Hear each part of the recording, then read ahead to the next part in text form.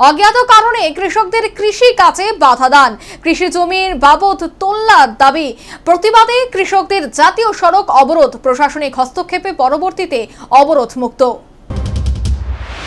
তেলিয়ামুড়া মহারানীপুর এলাকার কৃষিজীবী পরিবারগুলো দীর্ঘদিন যাবৎ ব্রহ্মছড়া এলাকার নদী তীরবর্তীতে কৃষিকাজ করে আসছেন, যেখানে এই কৃষকরা কৃষিকাজ করছেন। নদী তীরবর্তী সেই জমি পুরোটাই খাস জমি বলে তথ্যবিজ্ঞ মহলের অভিমত। এর মধ্যে অভিযোগ উঠেছে পার্শ্ববর্তী এলাকার কতিপয় দুষ্কৃতী এই সমস্ত কৃষকদের ক্ষেত্রে কৃষিকাজের ব্যাপারে বিঘ্ন সৃষ্টি করছে। এমনকি এই দুষ্কৃতিকারীরা নদীর তীরবর্তী সংশ্লিষ্ট কৃষি জমি তাদের নিজেদের বলেও দাবি করছে। এখানেই শেষ নয়, দুষ্কৃতীরা সংশ্লিষ্ট কৃষকদের কাছ থেকে পরিবার পিছু 5,000 টাকা করে তোল্লা দাবি করছে বলেও অভিযোগ। এরই প্রতিবাদে শুক্রবার সংশ্লিষ্ট কৃষকরা জাতীয় সড়ক অবরোধ করে।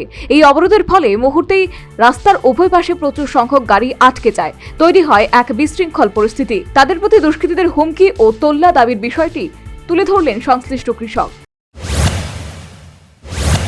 কৃষিকাজ পুরা যা আছে গাছগুলো সবজি পুরা খাইটা ফসল করে লিছে ব্রহ্মছড়ার লোকরা বাঙালি। তো আমি তো গিয়ে দেখলাম, কিন্তু গাছ তো কাটছে না, দেখছি জায়গা লইয়া বলে এখানে প্রবলেম। গাছও কাটছে, গিয়া দেন আমরা গিয়া দেন ভালো করে দেখতে যান। গাছ টাছ থেকে ধরে আপনার চারটা যা আসলো সব ব্যাংকের সঙ্গে লুটপাট করে দিয়েছে। তারা কইতাছে যে জায়গাটা নাকি তারা, আপনারা নাকি দখল করে জায়গাটা করতেছে। 25 বছর দখলে আছি, ঠিক আছে? 25 বছর এখানে জঙ্গল আছে, আমরা কাটছি, পরিষ্কার করছি।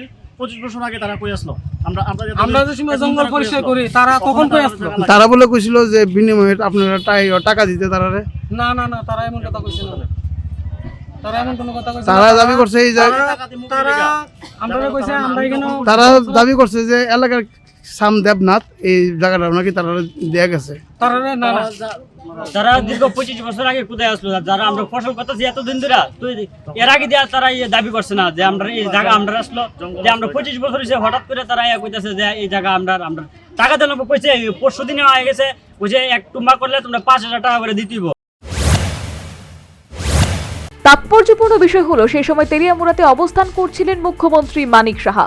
এই অবস্থায় জাতীয় সড়ক অবরোধের খবর ছড়িয়ে পড়তেই মুহূর্তে প্রশাসনিক কর্তারা দৌড়ঝাঁপ শুরু করে। খবর পেয়ে তড়িঘড়ি অবরোধ স্থলে ছুটে আসে ডিসিএম দেবাশিস চাকমার নেতৃত্বে প্রশাসনিক দল। প্রশাসনিক দলের কর্তারা অবরোধকারীদের সাথে কথা বলেন, এমনকি প্রশাসনিকভাবে ব্যবস্থা গ্রহণের ব্যাপারে অবরোধকারীদের আশ্বাস দেন। এরপর অবশ্য অবরোধ মুক্ত হয় জাতীয় সড়ক এবং যান চলাচল স্বাভাবিক হয়।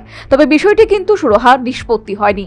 ঘটনা যদি পরিপূর্ণ নিষ্পত্তি না হয়, তবে যে কোনো সময় সংশ্লিষ্ট এলাকায় অপ্রীতিকর কোনো ঘটনা ঘটে যেতে পারে বলে তথ্যবিজ্ঞ মহলের আশঙ্কা। Bureau report, news vanguard.